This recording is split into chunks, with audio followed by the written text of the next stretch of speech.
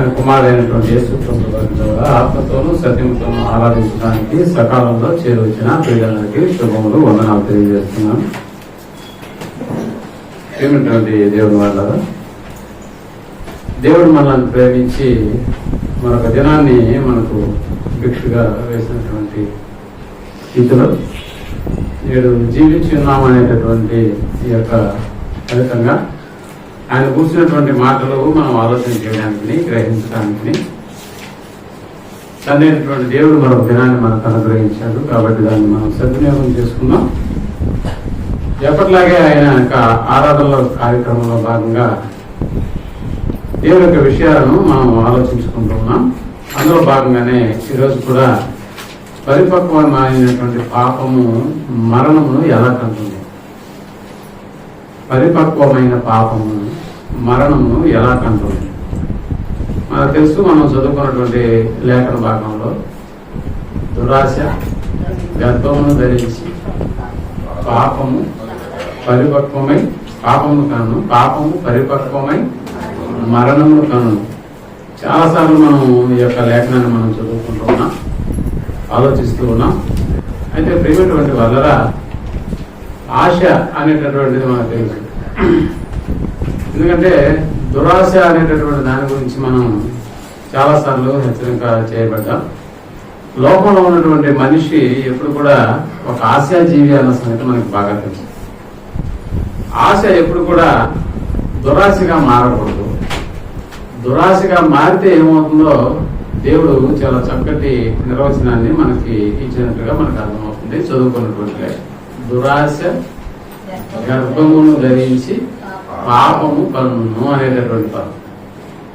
ఆశ ఎప్పుడు కూడా అది మంచిదే, కానీ దురాశ అనేటటువంటిది నిజంగా అది చాలా మనకు కీడును తీసుకొస్తుంది అన్న సంగతి మనకు బాగా తెలుసు. అందుకనే మనిషి తనకున్నటువంటి దాంట్లో ఏం చేయాలంటే సంతృప్తి చెంది సంతృష్టి చెందాలి అనేటటువంటి విషయం మనకు బాగా తెలుసు. అయితే ప్రియమైనటువంటి వల్లరా అంతకు మించినటువంటి ఆలోచన ఒకవేళ మన మనసులోకి ప్రవేశిస్తే దానివల్ల మనకి నష్టమే తప్ప లాభం అనేటటువంటిది ఉండదు. అందుకని ఎప్పుడు కూడా ఆశకు మించినటువంటి అత్యాశ లేకపోతే దురాశ అనేటటువంటి దానిలో మనం ఎప్పుడైనా ఆలోచన కొనసాగిస్తే అది మనల్ని ప్రమాదం వైపు నడిపిస్తున్న సంగతి మనం జ్ఞాపకం చేసుకోవాలి. అందుకనే నేను చదువుకున్నటువంటి లేఖన భాగాన్ని మరొకసారి మనం జ్ఞాపకం చేసుకుంటే యాకోబు రాసిన పత్రిక 1వ అధ్యాయం 15వ వచనం ఈ విధంగా చెబుతూ ఉంది. దురాశ గర్భము ధరించి పాపమును కనగా పాపము పరిపక్వమై మరణమును కనును. పాపము పరిపక్వమై మరణాన్ని కంటుంది అనేటటువంటి విషయం మనకు తెలుసు. నిజంగా గర్భం అనేటటువంటి పదాలు మనకి ఎప్పుడు వినిపిస్తాయంటే గర్భవతిగా ఉన్నప్పుడు అనేటటువంటి పదం. అంటే ఒక స్త్రీ గర్భవతి అయ్యి ఎలాగైతే ఒక బిడ్డను కంటుందో ఇవి మనకు బాగా తెలుసు. అందుకనే తండ్రి అయినటువంటి దేవుడు మనకు చాలా సంగతులు నేర్పడానికి మన మధ్యలో జరుగుతున్నటువంటి అనేకమైనటువంటి విషయాలను ఆయన పరిగణలోకి తీసుకుని వాటిని చూపిస్తూ పరలోక సంబంధమైనటువంటి వాటిని మనకు అర్థమయ్యేటటువంటి రీతిలో బోధించడానికే మన రక్షకుడైనటువంటి యేసు ప్రభువు వారి ద్వారా కూడా అనేకమైనటువంటి బోధలు మనం విన్నాం. నేటికి ఆ బోధలు ప్రపంచమంతా తిరుగుతున్నాయన్న సంగతి మనకు బాగా తెలుసు. అయితే ఇక్కడ పాపం అనేటటువంటి పదాన్ని వాడాడు. పాపం అంటే ఏంటో మనకు బాగా తెలుసు. ఏంటి పాపం అంటే అంటే మన లేఖనాల ప్రకారం ఆజ్ఞను అతిక్రమించడము పాపము, సకల దుర్నీతియు పాపము, మేలైనది చేయగలిగి అలాగూ చేయకుండా ఉండేటటువంటి వానికి పాపము కలుగును అనేటటువంటిది. ఒకసారి మనం విశ్వాస మూలము కానిదో అది కూడా పాపమే అనే సంగతి మనకు బాగా తెలుసు. ఒకసారి రోమీయులకు రాసిన పత్రిక 5వ అధ్యాయం 12వ వచనాన్ని మనం ఆలోచించగలిగితే, రోమీయులకు రాసిన పత్రిక 5వ అధ్యాయం 12వ వచనం. ఇట్లుండగా ఒక మనుష్యుని ద్వారా పాపము ద్వారా మరణమును, ఒక మనుష్యుని ద్వారా పాపము ద్వారా మరణము అన్నాడు. పాపము ద్వారా మరణం. ఇప్పుడు పాపం ఎవరి వల్ల వచ్చింది? మనుష్యుని ద్వారా వచ్చింది. పాపము మనుష్యుని ద్వారా వచ్చింది. ఒక మనుష్యుని ద్వారా పాపము ద్వారా మరణమును లోకములో ఎలాగో ప్రవేశించను అని చెబుతూ అలాగనే మనుషులందరూ ఏం చేశారంటే ఇప్పుడు పాపము చేసినందున మరణము అందరికీ సంప్రాప్తమాయ అంటే అందరికీ వ్యాపించింది అనేటటువంటి విషయాన్ని మాట్లాడుతున్నాడు పౌలు గారు. అయితే ప్రియమైనటువంటి వాళ్ళరా, ఇక్కడ మనకు తెలుసు పాపం అనేటటువంటిది ఎలా పరిపక్వత చెందుతుందో, పరిపక్వత చెందినటువంటి పాపము మరణాన్ని ఎలా కంటుందో అనేటటువంటి విషయాన్ని మనం అర్థం చేసుకున్నప్పుడు మనకు తెలుసు దురాశ అనేటటువంటిది గర్భాన్ని ధరించి ఎలా పాపాన్ని కంటుందో అనేటటువంటి విషయాలు యాకోబు గారు రాసినప్పటికీ నిజంగా దురాశ అనేటటువంటిది కూడా గర్భవతి ఎలాగైతే గర్భాన్ని ధరించి ఒక బిడ్డకు తల్లినిచ్చి ఒక బిడ్డకు జన్మనిచ్చినటువంటి కార్యక్రమం జరుగుతుందో లోకంలో, అలాగే దురాశ అనేటటువంటిది కూడా అలాంటిదే అన్న సంగతిని మనం జ్ఞాపకం చేసుకోవాలి. దురాశ అనేటటువంటిది. అయితే ప్రేమటువంటి వాళ్ళరా, ఇక్కడ మన మనసుల్లో పడినటువంటి ఒక దురాశ ఎలా ఉంటుందంటే అది క్రియారూపముగా మారినప్పుడు ఆ క్రియల ద్వారా పాపం అనేటటువంటిది మనకు కనిపిస్తుంది, చేయడానికి అది అవకాశం ఏర్పడుతుంది అన్న సంగతి. అందుకనే చాలా సార్లు కూడా లోకంలో ఒక సామెత మనం వింటూ ఉంటాం, ఆడి పాపం పండిందిరా, ఆడి పాపం పండింది అనేటటువంటి పదాన్ని వాడతాం. అంటే ఆడి పాపం పండితే ఏమవుతుందంట, అది ఆడి పాపం పండితే ఆడికి శిక్ష వస్తుంది అనేటటువంటి విషయాన్ని అని అంటూ ఉంటాం. ఇది మనకు బాగా తెలుసు. అలాగే ప్రియమైనటువంటి వాళ్ళరా, దురాశ అనేటటువంటిది మన మనసులోనికి రాకముందే ఆ దురాశ ఎప్పుడైతే మన మనసుని ఆక్రమిస్తుందో దాని ద్వారానే మరణం అనేటటువంటిది వస్తుందన్న సంగతి మనకు బాగా తెలుసు. ఆశ ఉండటంలో తప్పులేదు, కానీ దురాశ అనేటటువంటిది ఒకవేళ గర్భాన్ని ధరిస్తే దాని యొక్క ఫలితం మరణమే అనే సంగతి మనకు తెలుసు. దురాశలకు మూల కేంద్రమైనటువంటి వాడు ఎవరో మనకు తెలుసు. ఆశలు అనేటటువంటివి మనిషికి సంబంధించినవే అయినా వాటిని దురాశలుగా మార్చేటటువంటి ఒక ప్రక్రియను కలిగినటువంటి వాడే అపవాది అన్న సంగతి మనకు తెలుసు. అంటే లోకంలో మనుషులు ఆశ కలిగి బ్రతకడం వల్ల తప్పులేదు, కానీ అదే ఆశలను వాడు ఏం చేస్తాడని అంటే దురాశలుగా వాటిని మారుస్తూ ఉంటాడు. దురాశ వలన ఏమవుతుందని అంటే పాపం అనేటటువంటిది వస్తుంది. ఆ పాపము పరిపక్వమై అంటే పాపము పెరిగి పెరిగి ఏమవుతుందని అంటే మరణాన్ని కంటుంది అన్న సంగతి. నిజంగా వీటన్నిటికీ మూల పురుషుడు అంటే ఆశలకు ఎలాంటి ఇబ్బంది లేదు, కానీ ఆశ కలిగి ఉండడంలో తప్పేం లేదు. కానీ అదే ఆశ దురాశగా మలిచినప్పుడు మాత్రమే మనకి చాలా ప్రమాదం ఏర్పడుతుందన్న సంగతి మనకు బాగా తెలుసు.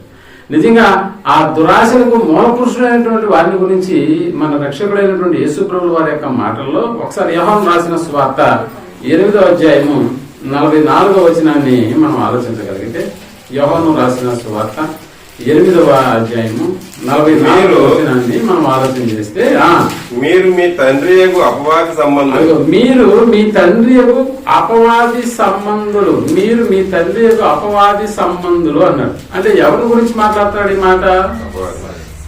ఇశ్రాయేలు ఉద్దేశించి మాట్లాడతాం. నిజానికి ఇశ్రాయేలు ఎవరు అంటే దేవుడు ఏర్పరచుకున్నటువంటి జనాంగం అన్న సంగతి మనకు బాగా తెలుసు. అలాంటి ఏర్పరచుకున్నటువంటి ఆ జనాంగాన్ని ఉద్దేశించి నిజంగా యేసు ప్రభుల వారు వారి మనసులో ఉన్నటువంటి అసలైన విషయాన్ని బయటకు తెస్తున్నట్లుగా మనకు అనిపిస్తూ ఉంటుంది. అంటే పేరుకు వాళ్ళు అబ్రహాం సంతానమే, మా తండ్రి అబ్రహాము అని విరవీగుతున్నటువంటి ఆ యొక్క పరిణామం మనకు తెలుసు. కానీ వారి క్రియలు కానీ చూస్తే అబ్రహాం కనపరిచినటువంటి క్రియల్లాగా లేవు. కాబట్టి వాళ్ళ స్వభావం ఎలా మారిపోయిందో దాని గురించి మాట్లాడుతూ అక్కడ చెప్తున్నటువంటి మాట ఏంటంటే, మీరు మీ తండ్రి యొక్క అపవాది సంబంధులు, అపవాది సంబంధులు, మీ తండ్రి దురాశలను నెరవేర్చగోరుచున్నారు, అది మీ తండ్రి దురాశలను నెరవేర్చుకొరుచున్నారు అన్నారు. అంటే ఇక్కడ నిజంగా యూదులకు ఎవరు తండ్రి అని అంటే, ఆ ఇశ్రాయేలుకి ఎవరు తండ్రి అని అంటే అబ్రహాము మా తండ్రి అని మాట్లాడుతుంటారు. కానీ ఆయనకున్నటువంటి ఆశ మాత్రమే అది దురాశగా ఎప్పుడు మారలేదన్న సంగతి మనకు బాగా తెలుసు. అందుకని ప్రేమటువంటి వారా ఇక్కడ యేసు ప్రభువు వారు చెబుతూ మీరు మీ తండ్రి దురాశలను మీరేం చేస్తున్నారంట, నెరవేర్చుచున్నారు. అంటే దురాశలకు మూలమైనటువంటి వాడు, మూల పురుషుడైనటువంటి వాడు అపవాది లేకపోతే దుష్టుడు అనేటటువంటి విషయాన్ని మనకు తెలుసు. దురాశ అనేటటువంటిది ప్రారంభంలోనే అపవాది కలిగి ఉన్నాడన్న సంగతి మనకు తెలుసు. ఎందుకు? వాడు ఆది నుండి ఎలాంటి వాడంట, నరహంతకుడు, ఆది నుండి నరహంతకుడు అని చెప్తూ నిజంగా వాడు ప్రారంభం నుంచే ఎలాంటి యొక్క స్వభావాలు కలిగి ఉన్నాడు అని అంటే అవును, మనకు తెలుసు. ప్రారంభంలోనే అపవాది దురాశలకు కేంద్రమైనటువంటి వాడుగా ఉన్నాడు. కల్పింపబడే ప్రతి దురాశ ఇటు మనుషులలో కావచ్చు లేకపోతే తనలో కావచ్చు, ప్రారంభం నుంచే ఈ దురాశను కలిగినటువంటి వాడుగా దుష్టుడైనటువంటి అపవాదిని గురించి యేసుప్రభువు వారు మాట్లాడుతున్నాం. మనకు కూడా తెలుసు, ఒకనాడు తండ్రి అయినటువంటి దేవుని యొక్క ఉన్నటువంటి ఈ అపవాది దేవుడు వారికి కలిగించినటువంటి ఘనత అంత ఇంత కాదు. ఆ ఘనతలోనే అలాగే ఉండిపోయి ఉంటే దేవుని సహవాసంలో చాలా చక్కగా ఉండేటటువంటి క్రియను అతడు కలిగి ఉండేవాడే. కానీ ఉన్నట్టు చూస్తున్నటువంటి తండ్రి అయినటువంటి దేవుని యొక్క వైభోగాన్ని గమనించినటువంటి అపవాది తన మనసులో కలిగినటువంటి ఆలోచనకు ప్రతిరూపంగా ఎలాంటి ఆలోచన చేశాడంటే, ఇదిగో దేవుని సింహాసనమునకు పైగా ఉన్నతమైనటువంటి నా సింహాసనాన్ని నేను ఏర్పరచుకుంటాననేటటువంటి భావం తన మనసులో, అంటే తన మనసులో ఉన్నటువంటి కోరికను, తన మనసులో ఉన్నటువంటి ఆశను కాస్త ఎలా మార్చుకుంటున్నాడు అని అంటే అది ప్రారంభం నుంచే, అంటే మనుష్య జాతి ఇంకా భూమి మీద విస్తరించకుండా ఉన్నటువంటి ఆ దినాలలోనే అపవాది ఎలాంటి ఆలోచన కలిగినాడు దేవుని పట్ల అని అంటే, నిజంగా ప్రేమటువంటి వాళ్ళరా, అంటే దేవుని సింహాసనమునకు కూడా తనకు కావాలనేటటువంటి ఆ దురాశను ఆడు కలిగి ఉన్నట్టుగా మనకు అర్థమవుతుంది. అంటే అపవాది యొక్క ఆలోచనలకు వెళ్ళి మనం ఆలోచించగలిగితే ఉన్నదానిలో వాడు తృప్తి పడేటటువంటి స్థితిని మాత్రం అతడు కలిగి ఉండలేదు అన్న సంగతి మనకు బాగా తెలుసు. కాబట్టి ప్రియమైనటువంటి వాళ్ళరా, ప్రతి మనిషిలో ఈ దురాశ అనేటటువంటిది ఆడు పుట్టించగలిగితేనే నిజంగా ఆ పని సక్సెస్ అవుతుంది అన్న సంగతి ఆడికి తెలుసు. దురాశలు లేనటువంటి మనుష్యులు నిజంగా ఉన్నారా అని అంటే, దురాశలు లేనటువంటి మనుషులు లేరనే చెప్పాలి. ఎందుకంటే ప్రారంభం నుంచే ఆడు దురాశ అనేటటువంటి పదాన్ని తీసుకెళ్లి మనుషుల యొక్క హృదయాల్లో వాటిని నింపినట్టుగా మనకు అర్థమవుతుంది. ఇది మనుషులు సగం మంది భూమి మీద విస్తరించిన తర్వాత ఈ కార్యక్రమాన్ని వాడు ప్రవేశపెట్టలేదు. ప్రియమైనటువంటి వాళ్ళు ప్రారంభపు మనుషులైనటువంటి అవ్వ ఆదాము విషయంలోనే వాడు ఏం చేస్తున్నాడు, వాళ్ళ యొక్క హృదయాల్లో దాన్ని ఇన్సెట్ చేస్తున్నట్టుగా మనకు అర్థమవుతుంది. అంటే ప్రారంభంలో ఉన్నటువంటి అవ్వ ఆదాములు నిజంగా దేవుడు వారికి అనుగ్రహించినటువంటి ఆ ఏదైనా తోట, విహరిస్తున్నటువంటి ప్రదేశాలు, తింటున్నటువంటి ఆహార పదార్థాలు, ఇలాంటి వాటి విషయంలో వాళ్ళు ఎక్కడ లోటు లేనటువంటి వాళ్ళుగా అవ్వ ఆదాములు ఎలా బ్రతుకుతున్నారో మనకి బాగా తెలుసు. ఎంతటి ఆనందాన్ని పొందుతున్నారో మనకి బాగా తెలుసు. అయితే వారి యొక్క ఆ యొక్క జీవితంలోకి ఒకే ఒక ప్రశ్నతో ఆడు ఏం చేశాడంటే ఒక తొలి అడుగు వేసినట్టుగా మనకు అర్థమవుతుంది. ఏ ప్రశ్నతో అక్కడ వాళ్ళ జీవితంలోకి వాడు అడుగు పెట్టాడని అంటే, ఇది నిజమా అనేటటువంటి ఒకే ఒక ప్రశ్నతో ఏం కలిగించాడు అవ్వమ్మ గారి యొక్క మనసులో అంటే దురాశను పుట్టించినట్లుగా మనకు అర్థమవుతుంది. దురాశను అంటే దేవుడు ఆజ్ఞాపించినటువంటి ఆ జీవవృక్ష ఫలములు తినవద్దు అని దేవుడు ఎప్పుడైతే ఆజ్ఞాపించాడో, ఆజ్ఞాపించినటువంటి వాటి మీదే తమ యొక్క దృష్టి పడేలాగా ఏం చేశాడని అంటే నిరంతరం నిజంగా ఆలోచన చేయండి, ఇది నిజమా అనేటటువంటి ఈ ప్రశ్నతో అవ్వమ్మ గారి యొక్క మనసుని కలిసి వేసినట్టుగా మనకు అర్థమవుతుంది. కాబట్టి అవ్వమ్మ గారు ఒకవేళ వెంటనే తినేసిందని అంటే లేదు, ఎన్నో రాత్రులు కూడా గడిపి పడుకున్నప్పుడు లేచినప్పుడు కూడా ఇప్పుడు అవ్వమ్మ గారికి ఏం కనిపిస్తూ ఉంటుంది, పండు కనిపిస్తూనే ఉంటుంది. అందుకని అప్పటి వరకు చూసినటువంటి చూపు వేరే, వీడు ప్రశ్న వేసిన తర్వాత దాని చూపు మారిపోయింది. అవ్వమ్మ యొక్క చూపు ఆ పండును చూసినప్పుడల్లా అది చూచుటకు ఎలా ఉన్నట రమ్యమైనది అనేటటువంటి పదం, అంటే చూచుటకు రమ్యమైనది. అందుకని ప్రేమటువంటి వాళ్ళ దేవుడు ఏ పండునైతే తినొద్దని ఆజ్ఞాపించాడో ఆ పండునే టార్గెట్ చేసింది అన్న సంగతి మనకు తెలుసు. ఇదిగా అప్పుడప్పుడు నేను మార్కెటింగ్ చేస్తున్నటువంటి కొత్తలో మార్కెటింగ్ అనేటటువంటి ఈ యొక్క ఆ యొక్క పనిలో నేను ప్రవేశపెట్టుకున్నప్పుడు మార్కెటింగ్ గురించి కొంతమంది మమ్మల్ని మోటివేషన్ చేసేదానికి మాకు ట్రైనింగ్ ఇచ్చేవారు. ఎలా చేస్తావు నువ్వు మార్కెటింగ్? ఒక పెన్నును చూపించి ఈ పెన్నుకి క్యాప్ను తీసేసి క్యాప్ లేని పెన్నును ఒక ధనవంతుడికి నువ్వు అమ్మాలి, ఎలా అమ్ముతావు? క్యాప్ లేని పెన్నును ఒక ధనవంతుడికి ఎలా అమ్ముతావు? అది కూడా 1-2 కాదు, దాదాపు కొన్ని వందల పెన్నులు అమ్మాలి, నీకు ఎలా సాధ్యమవుతుంది? అంటే వాళ్ళు నేర్పించేటటువంటి ట్రిక్కులు ఎలా ఉంటాయో దానికి అలాంటి ప్రశ్నలు మాకు వేసేటటువంటి వాళ్ళు. ఇకపోతే నిజంగా మనకు తెలుసు, ఎడారి ప్రాంతంలో ఎవరైనా చెప్పులు అనేటటువంటివి అమ్ముతారో అది చాలా ఈజీ. కానీ మంచు ప్రాంతాల్లో ఏసీ అమ్మేవాడే మాకు కావాలి అంటారు. మంచు ప్రాంతంలో ఏమమ్మాలి? ఇప్పుడు ఏసీలు అమ్మాలి. ఇది మార్కెటింగ్ యొక్క టెక్నాలజీ. కాబట్టి ఏం చెప్పి నువ్వు అమ్ముతావు, దానికి సంబంధించినటువంటి మెలుకులు అనేటటువంటివి వాళ్ళు నేర్పించేవాళ్ళు. నిజంగా అలాంటి వాటిని గైకున్నటువంటి మేము ఆ తర్వాత కాలాల్లో ఎవరికి ఏ రకమైనటువంటి మాటలు చెప్పాలో చెప్పి మాకున్న ప్రోడక్ట్ని అక్కడికి అమ్మేసి వచ్చేసేటటువంటి వాళ్ళు. కానీ ఇక్కడ ప్రారంభపు మనుషులైనటువంటి అవ్వమ్మ ఆదాంలో నిజంగా అక్కడ దేవుడు తినవద్దు అని చెప్పినటువంటి పండునే ఇప్పుడు తినిపించాలి. ఇప్పుడు ఈ మార్కెటింగ్ స్టేజ్ ఎంత ఎవరు గెలిపింది అని అంటే అపవాది దగ్గర ఉంది. నిజంగా ఆ దగ్గర మనం చాలా నేర్చుకోవాలి. ఎందుకంటే మార్కెట్లో నిజంగా మనం సఫలీకృతం అవ్వాలన్నా కూడా మనుషులు ఏదైతే అవసరం లేదో అలాంటి వాటినే మనం కొనిపించాలి. నిజంగా మంచు ప్రాంతాల్లో ఏసీ ఎవడన్నా కొంటాడా? మంచు ప్రాంతాల్లో ఎవడైనా ఏసీ కొంటాడా? అలాంటి దగ్గరే నువ్వు అమ్మాలి. అది నీ యొక్క టాలెంట్. ఇప్పుడు అపవాది కూడా ఎలాంటి టాలెంట్ కలిగి ఉన్నాడు అని అంటే, దేవుడు ఏ పండును చూపించి తినవద్దన్నాడో అదే పండును ఇప్పుడు మనుషుల చేత ఏం చేయించాలి? తినిపించాలి. ఇప్పుడు ఎంత టెక్నాలజీ అవసరమో మీరు ఆలోచన చేయండి. ఎన్ని మాటలు చెప్పాలో మీరు ఆలోచన చేయండి. ఎన్ని మాటలు చెప్తే గానీ వాళ్ళ దృష్టి దాని మీద పడదు. అంటే ఆజ్ఞను సైతం ఏం చేసినటువంటి వాళ్ళుగా కనిపిస్తున్నారు, మనకి పక్కన పెట్టేసినట్టుగా మనకు కనిపిస్తున్నారు. అంటే నిజంగా తాను చేస్తున్నటువంటి అంటే తన రాజ్యానికి కొంతమంది పౌరులు కావాలి, దేవుడి రాజ్యానికి కొంతమంది పౌరులు కావాలి. ఇప్పుడు దేవుడేమో కొన్ని ప్రయోగాలు మన వైపు చేసి చూపిస్తూ ఉన్నాడు. ఇదిగో వీటి ప్రకారం మీరు నడుచుకుంటే నేనున్నటువంటి నిత్యరాజ్యంలోకి మీరు వస్తారనేటటువంటి ఆకాంక్ష అయింది. కానీ అపవాది అలాంటి ఆకాంక్షనే కలిగి ఉన్నాడు అని అంటే లేదు. తన రాజ్య పౌరులుగా చేసుకోవడానికి అపవాది ఎప్పుడు కూడా పన్నాగాన్ని పొందుతూ ఉంటాడు. తన రాజ్యంలోకి ఉన్నతమైనటువంటి వారిని, సామాన్యులను, ఎంతటి గొప్పవారైనా కూడా అవలేలుగా వాళ్ళు ఏం చేస్తాడంటే తన రాజ్యం వైపు తనతో సహవాసం చేసేదానికి అనేక మందిని ఆడు ప్రారంభం నుంచే తన యొక్క పనిని వాడు కలిగి ఉన్నట్టుగా మనకి అర్థమవుతుంది. అందుకనే వేస్తున్నాడు. ఏంటి ఆ ప్రశ్న అంటే, ఇది నిజమా అనేటటువంటి, ఇది నిజమా అంటే ఇది నిజమా అనేటటువంటి ప్రశ్న వేసినాడు. నిజంగా దాని వెనకాల ఏం చేసినాడంటే, దేవుడు మిమ్మల్ని ఆ పండును తినవద్దని చెప్పాడా? నిజంగా అలా తినవద్దని ఎందుకు చెప్పాడో తెలుసా? దేవుడు అంత గొప్పవాళ్ళుగా మీరు మారిపోతారు. దేవుడు అంత గొప్పవాళ్ళుగా, అందుకని అదే తింటేనే ఆ మాదిరిగా అయిపోతారు. కాబట్టి మీరు దాన్నే తినాలి. మిగతా దేన్నైనా తినవచ్చని అన్నాడు కదా. దేన్నైనా తినవచ్చని ఎందుకు చెప్తున్నాడు?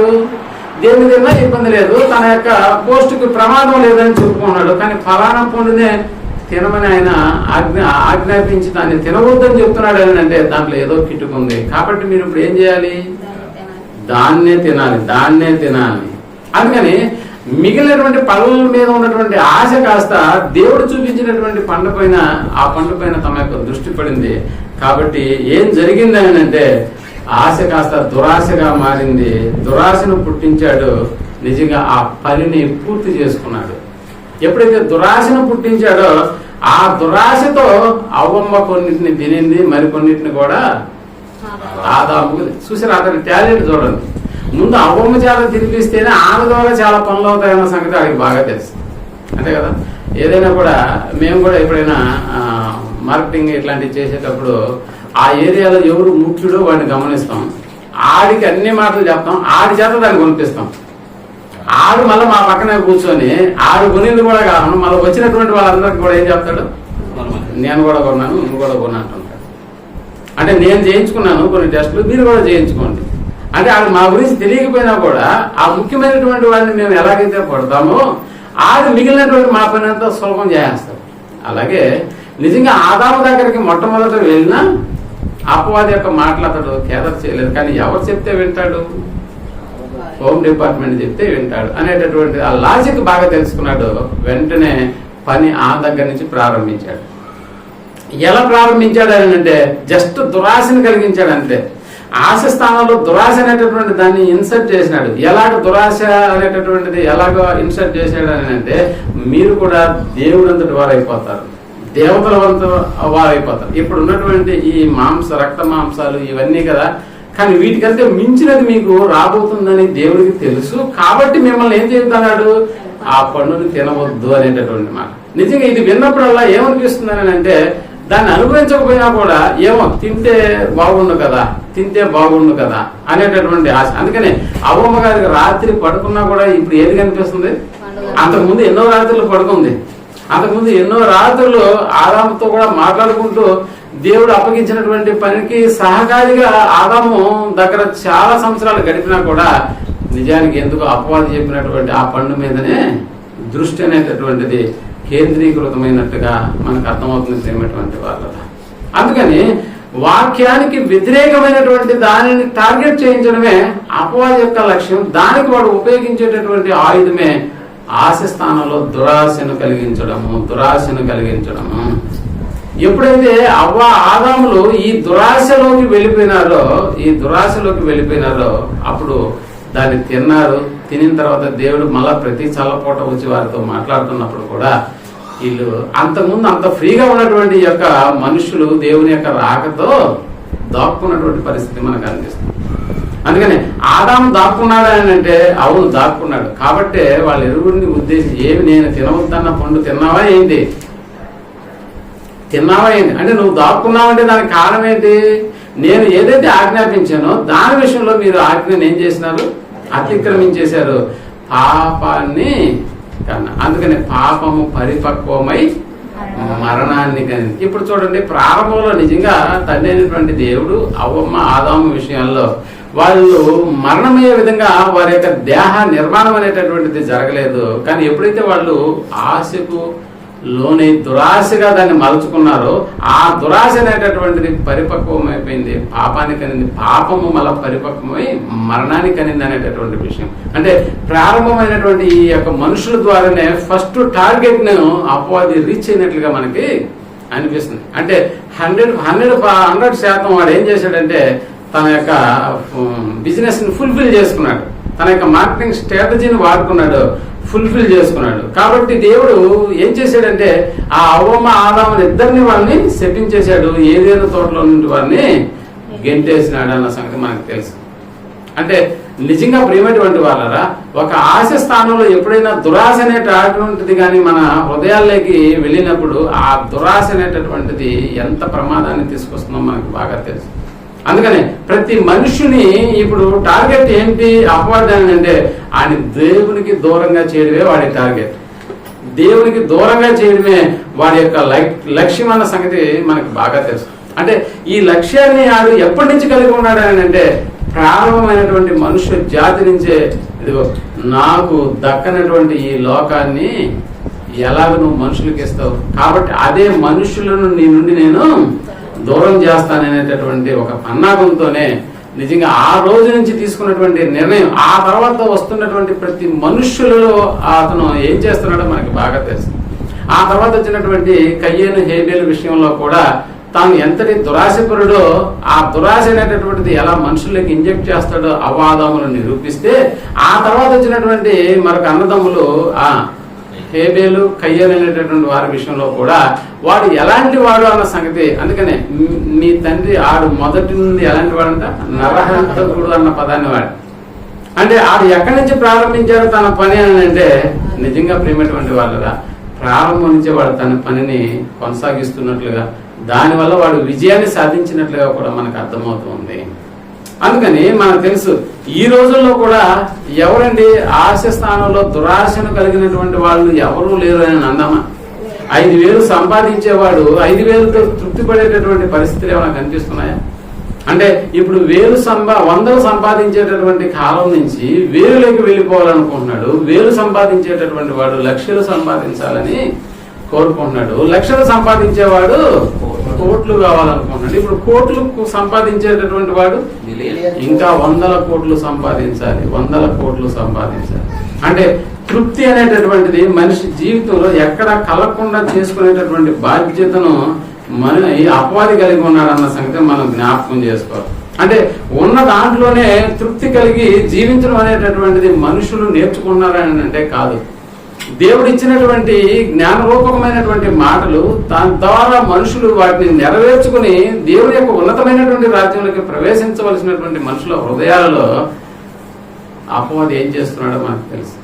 అందుకని దేవుని వాక్యం ఎప్పుడు కూడా సెలవిస్తుంది. ఏ విధంగా పౌలు గారు తిమోతికి రాస్తూ ఒక మాటను తెలియజేస్తున్నాడు. మొదటి తిమోతికి రాసిన పత్రిక 6వ అధ్యాయము 8-9 వచనాలను మనం ఆలోచించగలిగితే, మొదటి తిమోతికి రాసిన పత్రిక 6వ అధ్యాయము 8-9 వచనాలను మనం మనము ఈ లోకములోనికి ఏమీ తేలేదు, దీనిలో నుండి ఏమీ తీసుకొని పోలేము. కాగా అన్న వస్త్రములు గలవారమై ఏం కావాలంటే అన్నము వస్త్రము, అన్నము వస్త్రము, అన్న వస్త్రములు కలవారమై ఉండి వాటితో తృప్తి పొంది వాటితో తృప్తి పొందియుందుము, వాటితో తృప్తి పొందియుందుము. ధనవంతులగుటకు అపేక్షించువారు శోధనలోను ఉరిలోను అవివేక యుక్తములను హానికరములైన అనేక దురాశలలోను పడుదురు. అనేక అనగా ఏకం అన్నాడు. అనేక దురాశలలోను పడుదురు. అట్టివి మనుష్యులను నష్టములోను నాశనములోను ముంచివేయును. ఎందుకనగా ధనాపేక్ష సమస్తమైన కీడులకు మూలము. కొందరు దానిని ఆశించి విశ్వాసం నుండి తొలగిపోయి నానా బాధలతో తమ్మును తామే పొడుచుకున్నారు. అంటే తమ్మును తామే పొడుచుకోవడం అనే కార్యక్రమం కావచ్చు, విశ్వాసం నుండి తొలగిపోయేటటువంటి కార్యక్రమం కావచ్చు. ఇవన్నీ దేని వల్ల జరుగుతున్నాయి మనుషుల్లో? దురాశ అనేటటువంటిది. దురాశ. ఆ దురాశను ఒకడు అధిగమించాలని అంటే దేవుడు ఆజ్ఞాపించినటువంటి వాటిని వాడు గై కొనక తీరక తప్పదు. ఇందుకే దురాశను అధిగమించేటటువంటి కార్యక్రమం ఎందులో ఉందని అంటే దేవుడు ఏర్పాటు చేసినటువంటి ఆజ్ఞలలో ఉంది. అలాంటి ఆజ్ఞనే ఇక్కడ పౌలు గారు పరిచయం చేస్తూ, మనం ఈ లోకంలోనికి ఏమీ తీసుకొని రాలేదు, ఇక్కడి నుంచి వెళ్ళేటప్పుడు కూడా ఏమి తీసుకుని వెళ్ళేటటువంటి పరిస్థితి లేదు. కాబట్టి ఎలా ఉండాలి? ఒక నార్మల్ రేంజ్ ఇస్తున్నాడు అనమాట దేవుడు. ఎలా ఉండాలి మనుషులు అంటే, నువ్వు ఈ లోకంలోకి ఏమి తేలేదు, ఇక్కడి నుంచి పోయేటప్పుడు కూడా తీసుకుని వెళ్ళేది ఏమీ లేదు. కాబట్టి ఎలా ఉండాలి? అన్న వస్త్రములు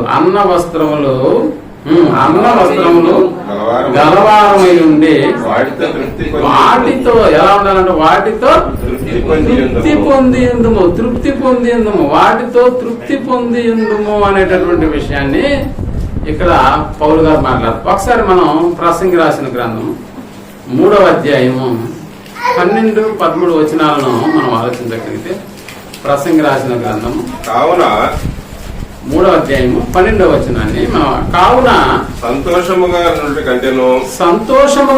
కంటెను తమ బ్రతుకును సుఖముగా వెళ్ళబొచ్చుట కంటెను శ్రేష్టమైనది ఏది నరునికి లేదు.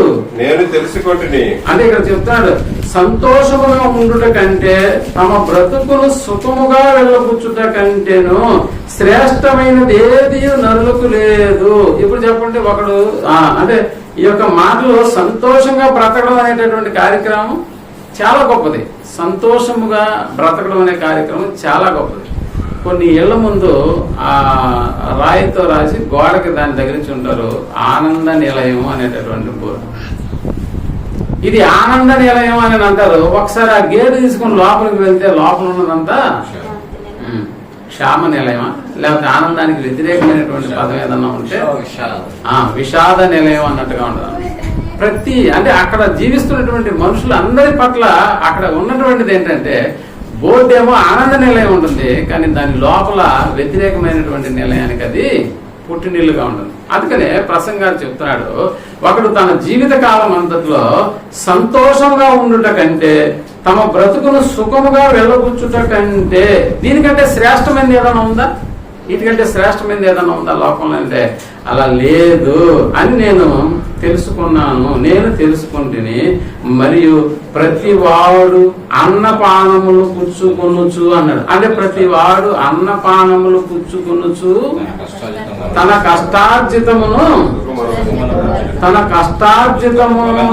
కష్టార్జితము వలన సుఖము అనుభవించుట దేవుడిచ్చు బహుమానమే అన్నాడు.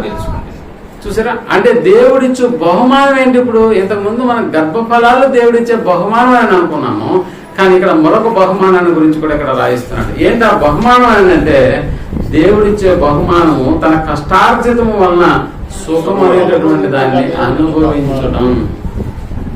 తన కష్టార్జితం వల్ల సుఖాన్ని అనుభవించడం అనేది కూడా దేవుడిచ్చేటటువంటి బహుమానమే.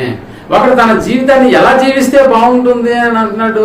ఆనందముగాను అన్నాడు, సంతోషముగాను, తమ బ్రతుకును సుఖముగా వెళ్ళబుచ్చుట అనేటటువంటి కార్యక్రమాలు దేని వలన మనుషుడికి లభిస్తాయని అంటే దురాశ వలన వీటన్నిటికీ గండి పడిపోతుంది, వాటన్నిటికీ ఫుల్ స్టాప్ పడిపోతుంది. కానీ నువ్వు ఆశ అనేటటువంటి దాన్ని కలిగి నువ్వు ఆ బ్రతుకు ఎలా ఉంటుందని అంటే ఇదిగో సుఖముగాను సంతోషముగాను సుఖముగా వెళ్ళపుచ్చుట అనేటటువంటి ఆ జీవితాన్ని నువ్వు కలిగినప్పుడు అది దేవుడిచ్చేటటువంటి బహుమానంగా తయారవుతుంది. అదే అలాంటి జీవితాన్ని ఒక్కసారిగా నీకు దురాశలలోకి మళ్లించుకొని చూడు, దానికి వ్యతిరేకమైనటువంటి పదజాలాలు ఎన్ని ఉంటాయో అవన్నీ కూడా అతని జీవితంలో నెరవేర్చబడుతూ ఉంటాయి. ఒకసారి అదే 2వ అధ్యాయము 24వ వచనాన్ని కూడా మనం ఆలోచించగలిగితే, అన్నపానము పుచ్చుకొనుట కంటేను తన కష్టార్జితము చేత సుఖపడుట కంటేను నరునికి మేలుకరమైనది ఏదియో లేదు. అది ఇప్పుడు నరునికి మేలుకరమైనటువంటిది ఏదైనా ఉంది అని అంటే ఆడు ఎలా ఉండాలంట? అన్నపానములు పుచ్చుకోవాలి. నిజంగా చెప్పండి, మనం అన్నం అనేటటువంటి దానికి ఒక పేరు ఏంటంటే ఇస్త్రాకులో మనకి వడ్డిస్తారు కదా, ఏమంటారు? అన్ని పదార్థాలు పెడతారు కదా, ఏదో ఒక పదం ఉంది. అంటే ఆ ప్లేట్లో ఆ ఇస్త్రాకులో వడ్డించినటువంటి వాటన్నిటిని ఈ రోజు మనుషులు తినగలుగుతారా?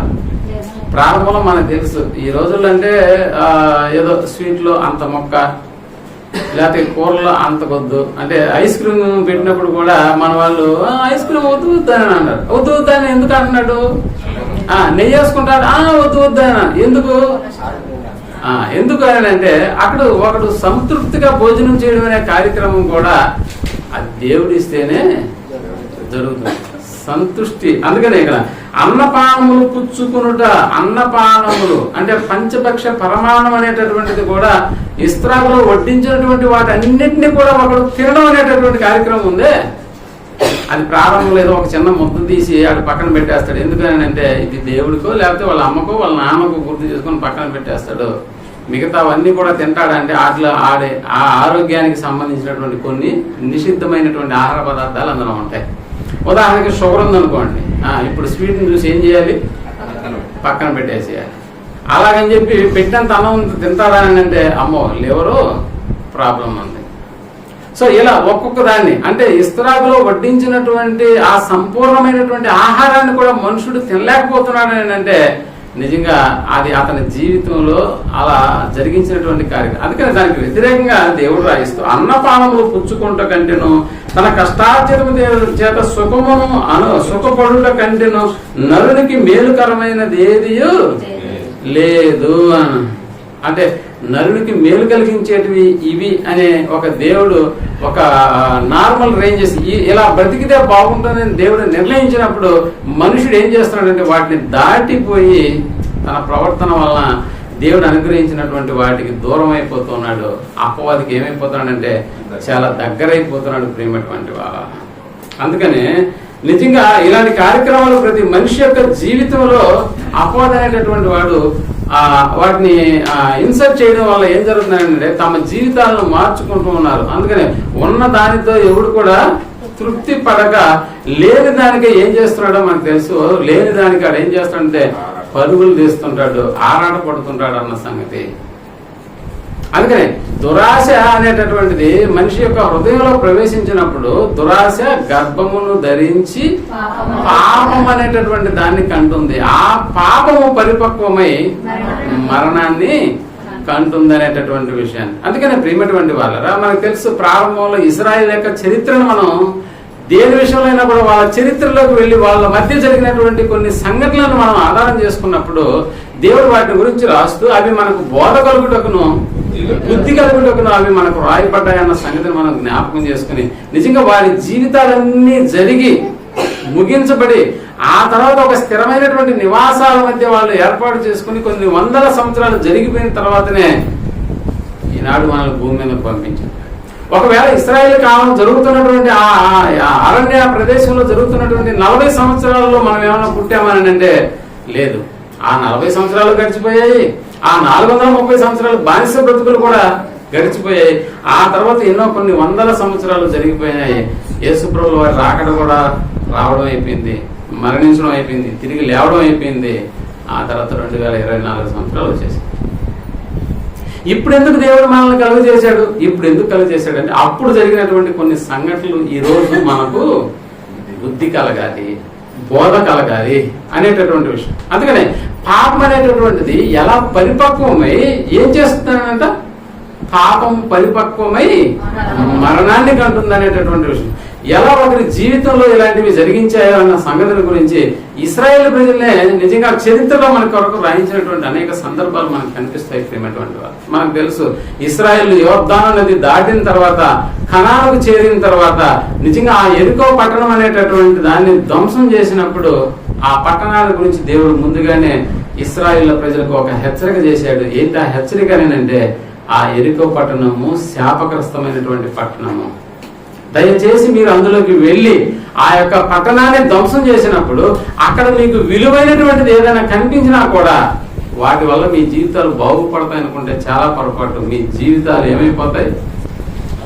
నాశనం అయిపోతాయి అనేటటువంటి మాటను ముందుగానే హెచ్చరిక చేసినా కూడా దాదాపుగా 18 లక్షల మంది అనేటటువంటి ఆ సంఖ్యను మనం అర్థం చేసుకున్నప్పుడు ఆ సంఖ్య అక్కడికి వెళ్ళి బహుశా యెరికో పట్టణం మీదకి పోయిన ఒక 10 లక్షల మంది వేసుకున్నా కూడా ఆ 10 లక్షల మంది కన్ను కప్పెట్టి ఒకడు ఏం చేశాడు అని అంటే ఒకసారి ఏం చేశాడు? ఆకాన్ అనేటటువంటి ఒక వ్యక్తి ఇదిగో ఆశించి ఏం చేసినాడు అనేటటువంటి విషయాన్ని గురించి అక్కడ రాస్తూ ప్రేమటువంటి వాళ్ళరా ఏం చేశాడో ఒకసారి యెహోషువ గ్రంథము 7వ అధ్యాయం 21వ వచనాన్ని మనం ఆలోచించగలిగితే,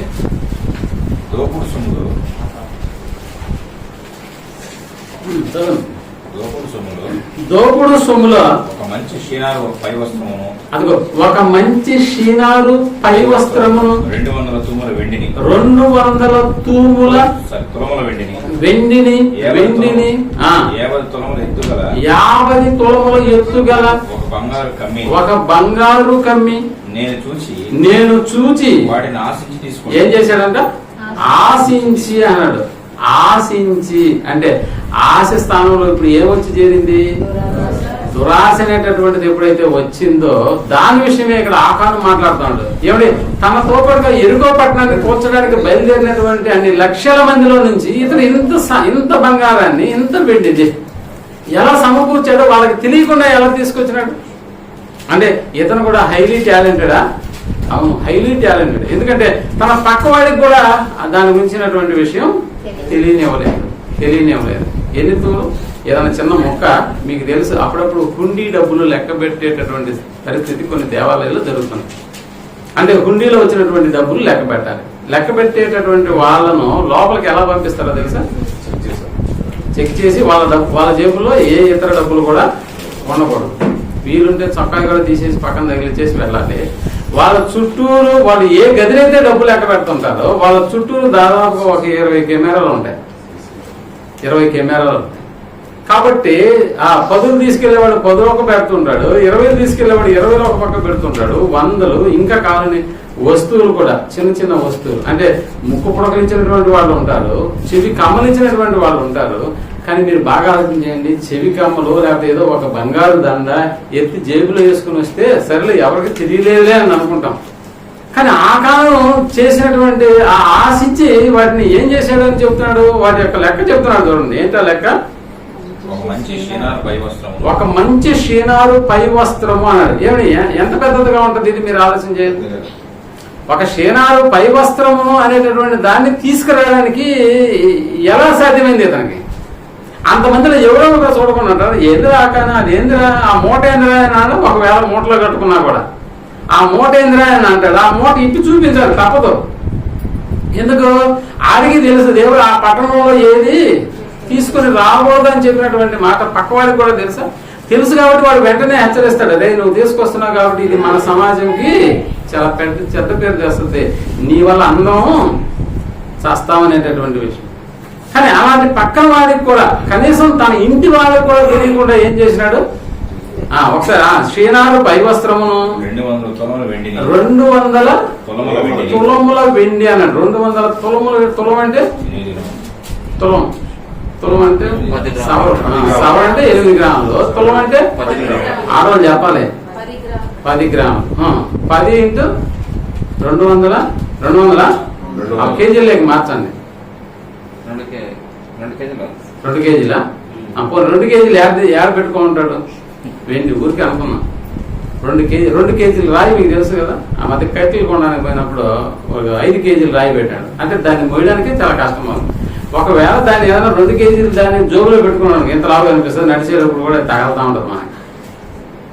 ఇప్పుడు షీనారు పై వస్త్రము 2 కేజీల వెండి, 50 తులముల ఎత్తుగల బంగారు కమ్మి. ఇప్పుడు దాన్ని మడిసి ఎక్కడన్నా చేతిలో పెట్టుకోగలుగుతారా? లేదు. అంటే ఎంతటి టాలెంట్ గా ఇతను తీసుకొచ్చి మళ్ళీ ఎక్కడ దాచిపెట్టాడో కూడా చూడండి.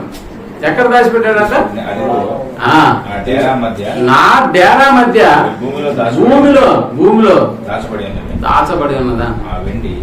నిజంగా ప్రేమటువంటి వాళ్ళరా, అంటే ఇక్కడ ఆకారం జరిగించినటువంటి ఒక కార్యక్రమాన్ని గురించి దేవుడు రాయిస్తూ మనుషులు ఎవరికి కనపడకుండా తీసుకొచ్చి అందులో పెట్టేసినాడు. కానీ దేవుడే అతన్ని బయటికి రప్పించినటువంటి దాఖలాలు మాకు ఏంటి ఆకారం అసలు ఏం చేసావా నువ్వు? ఎందుకు మేము హాయి మీదకు వెళ్ళినప్పుడు హాయి చిన్న ప్రదేశం అయినా కూడా వాళ్ళు మనల్ని ఓడించడం ఏంటి, అసలు ఏం జరిగింది మన మధ్యలో అని అన్నప్పుడు దేవుడు చెప్పినటువంటి మాట, అది ఆకాను బయటకు వచ్చాడు. బయటకు వచ్చి తాను చెప్తున్నటువంటి మాట చెప్తున్నాడు, నేనేం చేశానంటే ఆ శపించబడినటువంటి ఆ ఊర్లోంచి తీసుకొచ్చిన పదార్థాలు ఇవి, వాటిని ఎక్కడ దాచిపెట్టాను? డేరాలో దాచిపెట్టేశాను. ఎక్కడ? భూమి తవ్వి.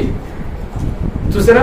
అంటే నిజంగా ఆశ కలిగి ఉండడం అనేటటువంటి దాంట్లో తప్పులేదు. కానీ ఎప్పుడైతే దురాశ అనేటటువంటిది ఆకాన జీవితంలోకి ప్రవేశించిందో ఇప్పుడు అది ఏమైందంట? పాపము పరిపక్వమై మరణం. ఎలా తీసుకొచ్చింది మరణం అతనికి? ఇప్పుడు యెహోషువ అడుగుతున్నాడు, దేవుడా ఇప్పుడు ఈయన ఏం చేయాలి? ఏం చేయాలన్నప్పుడు ఏం చేశారు అక్కడ? చదవండి ఏం చేసినారు ఆయన. తర్వాత యెహోషువ ఇశ్రాయేల్ అందరూ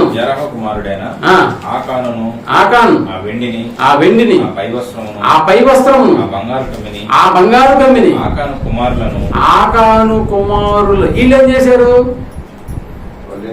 వాళ్ళేం చేయలేదు. అసలు వాళ్ళకి తెలియని కూడా తెలియదు.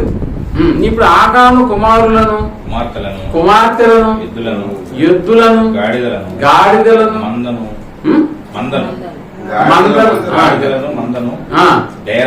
డేరాను వానికి కలిగిన సమస్తమును పట్టుకొని అంటే మొత్తానికి సంబంధించిన అంటే పశువులు కూడా వదలలేదా, అన్నిటినీ తీసుకుని వచ్చి ఆ లోయలో పెట్టి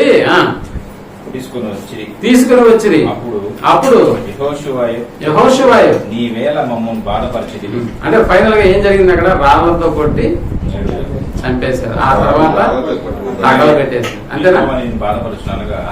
అంటే రాళ్లతో కొట్టి చంపారు. ఆ తర్వాత వాళ్ళని తగలబెట్టేశారు. ఇప్పుడు పాపం అనేటటువంటిది దేవుడిచ్చినటువంటి ఆజ్ఞ ఏంటో వాళ్ళకి తెలుసు బాగా. ఏంటి ఆజ్ఞ అంటే ఇదిగో ఆ పట్టణం శపితమైనటువంటి పట్టణము, దాంట్లోంచి నువ్వు ఏది తీసుకుని రాకూడదు అనేటటువంటి ఆజ్ఞను ఏం చేశాడు అని అంటే అతను అతిక్రమించినట్టుగా మనకు అర్థమవుతుంది. కాబట్టి అతిక్రమించినటువంటి దాన్ని మనం ఏమంటున్నాం అంటే పాపము అనేటటువంటి పేరు పెడతాం. ఆ పాపము పరిపక్వమైంది. ఎలా పరిపక్వత చెందింది అని అంటే తాను చేసినటువంటి ఒక కార్యక్రమం ఇప్పుడు తన కుమారులకు, తన కుమార్తెలకు, తనకు కలిగినటువంటి పశువులు, ఒంటెలు, ఎద్దులు, గాడిదలు అన్నిటినీ తీసుకెళ్లి లోయలో పెట్టేసినారు, తగ్గల పెట్టేసినారు. ప్రియమైనటువంటి వాళ్ళరా, ఇక్కడ మనం ఆలోచించగలిగితే నిజంగా నేత్రాలు అనేటటువంటివి దేవుడు మనకి ఇచ్చినటువంటి నేత్రాలు. కానీ ఆ నేత్రాలకు కలుగుతున్నటువంటి ఆశ ఉంది, నేత్రాశ, అది అపవాది. అలాగే మనకు తెలుసు శరీరం అనేటటువంటిది దేవుడిచ్చినటువంటి దేహం, కానీ ఈ శరీర ఆశ అనేది మాత్రం అపవాది. శరీరం ఏమో దేవునిది, కానీ శరీరంలో కలిగే ఆశలన్నీ కూడా అపవాది. జీవమేమో దేవునిది, ఇప్పుడు జీవపు డంబం ఎవరిది? అపవాది. కాబట్టి నువ్వు అనాలిసిస్ చేసుకోవాల్సినటువంటి అవసరత ఎంతైనా మన మధ్యలో ఉన్నటువంటి కార్యక్రమం. అమ్మో నేత్రాశకు వెళ్ళిపోతున్నామేమో, నేత్రాశకు వెళ్ళిపోతున్నామేమో. లేదు, మనకు దేవుడు ఇచ్చింది నేత్రాలు మాత్రమే. నేత్రాశ మనకు వద్దు అని అనుకోవాలి. దేహం దేవుడిచ్చింది అయినా కూడా ఈ దేహానికి సంబంధించినటువంటి శరీర ఆశలు ఏదైతే ఉన్నాయో వాటిని మనం ఏం చేయాలి? కంట్రోల్ చేసుకోవాలి అనేటటువంటి విషయం. అలాగే జీవం దేవుడిచ్చింది అయినా కూడా జీవపు డంబం మాత్రం ఎవడిస్తున్నాడు అని అంటే ఆ డంబానికి వచ్చినప్పుడు నువ్వు చాలా జాగ్రత్త కలిగినటువంటి వాళ్ళంగా ఉండాలి. అందుకని ప్రేమటువంటి వాళ్ళ ఆకలి తీర్చుకోవడం అనేటటువంటిది ఆశే కాదంటలేదు. బట్ ఆ ఆశని ఎలా తీర్చుకోవాలి నువ్వు అని అంటే ఇదిగో పనిని చేసి ఆ తర్వాత నీ ఆకలిని తీర్చుకోవాలనేటటువంటి విషయం. అందుకని ప్రేమటువంటి వాళ్ళ అన్ని లక్షల మందిలో కూడా ఒకడు అంతటి టాలెంటెడ్ పరుగా ఇన్ని వస్తువులను తీసుకొచ్చి అక్కడ పెట్టేసుకున్నప్పుడు నిజంగా ఆలోచించేయండి. ఎవరో చూడలేదులే అని అనుకున్నాడు, కానీ ఒకరి దృష్టిలో మాత్రం అతడు పడిపోయాడు. ఒకసారి మనం యెషయా గ్రంథం 29వ అధ్యాయము 15వ వచనాన్ని మనం ఆలోచించగలిగితే, యెషయా గ్రంథము 29వ అధ్యాయము 15వ వచనాన్ని మనం ఆలోచించాలి.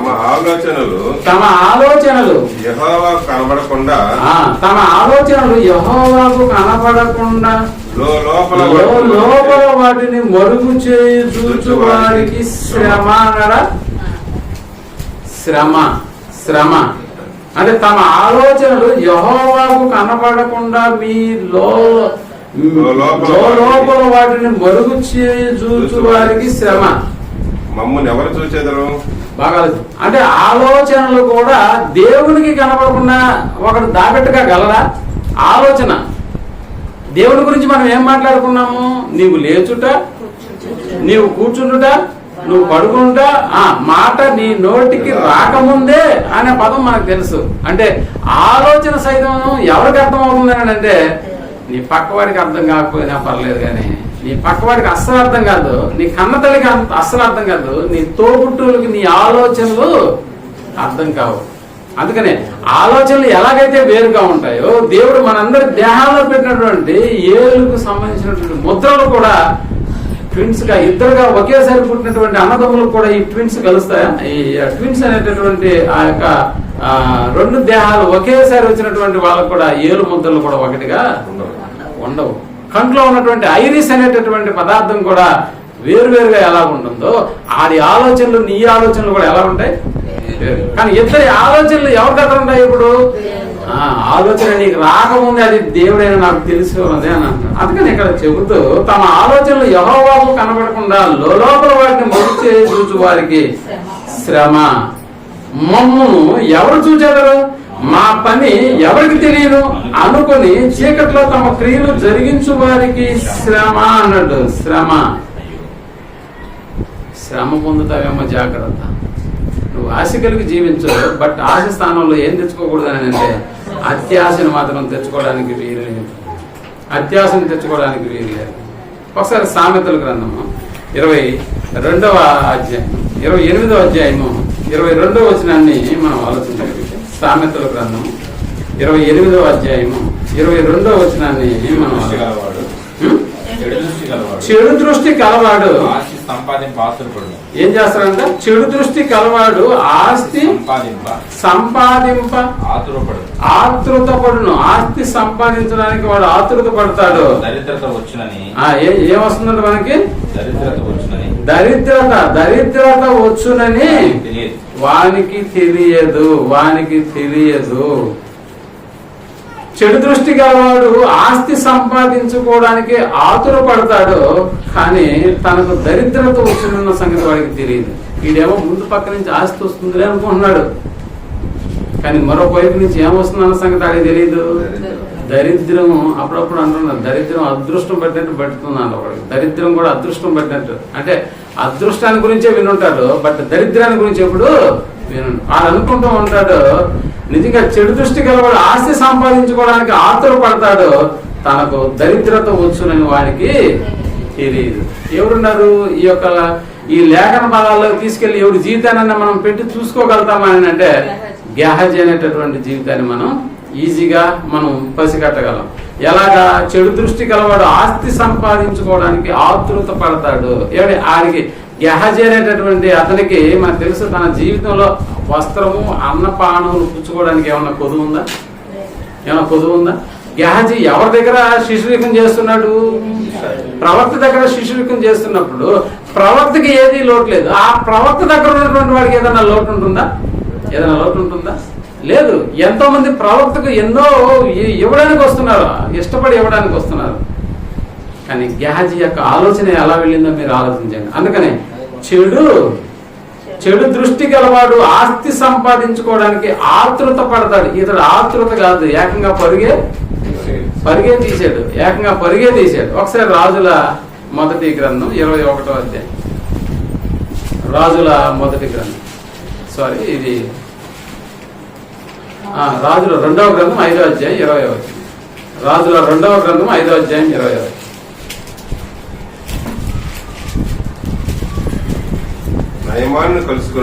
నయమాను కలుసుకొనుటకు పోవుచుండగా నయమాను తమ వెనుక నుండి పరుగున వస్తున్న వారిని చూసి ఎలా వస్తున్నాడట? గేహజీ ఎలా వస్తున్నాడు? పరుగున వస్తున్నాడు. ఎక్కడ చేజారిపి ఇంకొకటి తీసుకుంటాడా అంటే ఉండేది అతను, ముందుకు పోయేది నయమాను.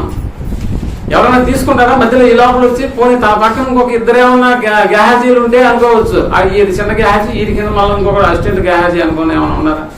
ఆడికంటే నేను ముందు పరిగెత్తాలి, లేకపోతే అంతా వాడికే ఇచ్చేస్తాడు అన్నది ఏమన్నా ఉందా? ఏది లేదు. బట్ వాళ్ళ యొక్క ఆలోచన చూడండి. వాళ్ళ యొక్క ఆలోచన ఏంటంటే చెడు దృష్టి కలిగినటువంటి వాడు ఆస్తి సంపాదించుకోవడానికి ఆతృత పడతాడు, కానీ వాడికి తెలియంది ఏంటంటే దరిద్రం అనేటటువంటిది వాడికి వచ్చునన్న సంగతి వాడికి తెలియదు. ఇప్పుడు దేనికోసం పరిగెత్తాడు గేహజీ? నయమాను దగ్గర ఉన్నటువంటి కుష్టు రోగాన్ని తెచ్చుకోవడానికి పరిగెత్తున్నాడా, లేకపోతే నయమానిస్తున్నటువంటి ఆ యొక్క ధనాన్ని తీసుకోవడానికి వెళ్తున్నాడా? తన పరుగులో నయమానికి వదిలినటువంటి కుష్ఠరోగం కొరకు తను పరిగెత్తుతున్నాడు అన్న ఆలోచన వచ్చినప్పుడు పరిగెత్తాడా? మనకి ఎందుకు వచ్చిన గొడవలు అని చెప్పి ఇక్కడే ప్రవక్త దగ్గరే ఉండిపోతాడు. కానీ తన యొక్క పరుగు నిజంగా ఎంత ఆ నయమాన్ని చూస్తున్నాడు. ఎవడో వెనకాల నుంచి పరిగెత్తుకుంటూ వస్తున్నాడు కాబట్టి రథం ఆపు, వీలుండి వెనక్కి తిప్పాయని అన్నాడు. వస్తున్నటువంటి వాడు గేహజీ ఏంటయ్యా, ఎందుకు నువ్వు అక్కడ ఉన్నప్పుడు అడగచ్చు కదా అంటే, అలా కాదు, మీరు వెళ్ళిపోగానే ఒక ఇద్దరు ఎక్కడికి వచ్చారు? పాస్టింగ్కి వచ్చేసినారు ఇద్దరు. కాబట్టి వాళ్ళకి ఇప్పుడు ఏం కావాలి? వస్త్రాలు కావాలి, కొన్ని పదార్థాలు కావాలంటే, అయ్యో మేము కూడా ఇంకొంచెం సేపు ఆగుంటే అదేదో వాళ్ళకే ఇచ్చేసి ఆడే వదిలిపెట్టేసి వచ్చేసి ఉండేవాళ్ళం కదా అని బాధ. మీరేం పర్లేదు, మీరు రావాల్సిన అవసరం లేదు, నాకు ఇస్తే నేను మోసుకెళ్ళిపోయి ఆడ పెట్టేసుకుంటాను అన్నప్పుడు నువ్వెట్ట మోసుకోపోతావు అని చెప్పి ఒక ఇద్దరు మనుషుల్ని పంపించి ఎక్కడ పెట్టేసి మెట్ల కింద జాగ్రత్తగా అన్ని సర్దేసుకున్నాడు. ఆ తర్వాత పోయినాడు ప్రవక్త దగ్గర. ఎక్కడి నుంచి వస్తున్నావు అని అన్నప్పుడు విషయం అంతా అర్థమైపోయినట్టుగా మనకు అనిపిస్తుంది. కాబట్టి ఆశ అనేటటువంటిది ఒక వ్యక్తి యొక్క హృదయంలోకి తీసుకెళ్లి అపవాది ఎలా దాన్ని ఇంజెక్ట్ చేస్తుందో మనం అర్థం చేసుకోగలిగితే ప్రేమటువంటి వారు కదా, నిజంగా ఆడు అనుకోవచ్చు, ఇది దేవునికి కనపడకుండా నా ఆలోచన ఆయనకు తెలియనివ్వకుండా నేనే జాగ్రత్త చేసుకుంటానని అనుకున్నాడు. బట్ అక్కడ పట్టాపంచలైపోయినటువంటి పరిస్థితి మనకు కనిపిస్తుంది. అంటే ఆశ స్థానంలో దురాశ అనేటటువంటిది ఎప్పుడైతే ఆడ వెల్లు విరిగిందో ఒక గేహజీ జీవితం ఏమైపోయిందో మనకి బాగా తెలుసు. ప్రేమటువంటి వాళ్ళు మనకు తెలుసు. రాజు అయినటువంటి అహాబు అనేటటువంటి వ్యక్తి. ఏమిటి, రాజుకు కూడా ఆశలు ఉంటాయా? ఆశ ఉంటది రాజుకు కూడా. కానీ రాజుకు కూడా ఇక్కడ ఏముందని అంటే దురాశ ఉంది.